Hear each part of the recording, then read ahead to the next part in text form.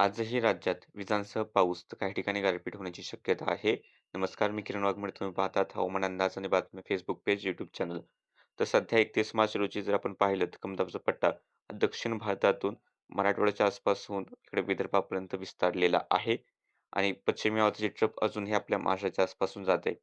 त्यामुळे पाऊस होण्यासाठी वातावरण अनुकूल आहे आणि सकाळ-सकाळी जर पाहिलं तर इकडे तेलंगणा आणि त्याला लागून असलेला थोडासा मराठवाड्याच्या भागाकडे ढगाळ वातावरण आणि विजा पाऊस आहे.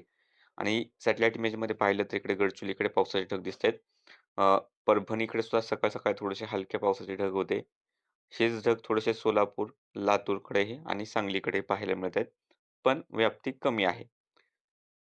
आणि कोकणातही काही अंशी ढगाळ वातावरण पाहायला मिळते आणि इथे 24 तासातील जर आपण अंदाज पाहिला, तर इथे 24 तासामध्ये सातारा, कोल्हापूर, धाराशिव, लातूर, नांदेड, बिदर, गुलबर्गा, विजापूर, बागलकोट, बेळगाव या ठिकाणी मेघगर्जनेसह पाऊस होण्याची शक्यता दाट आहे आणि एखाद्या भागामध्ये याही ठिकाणी गारपीट होऊ शकते. तसेच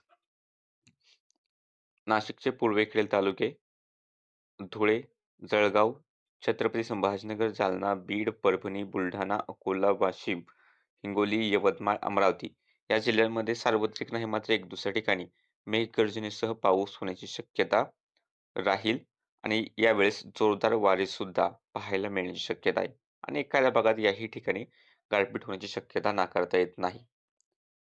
त्यानंतर वर्धा, नागपूर, चंद्रपूर, भंडारा, गोंदिया, गडचिरोली या भागामध्ये स्थानिक ढगनिर्मितीवरती लक्ष ठेवावे. स्थानिक ढगनिर्मिती झाली तर काही भागांमध्ये पाऊस होईल.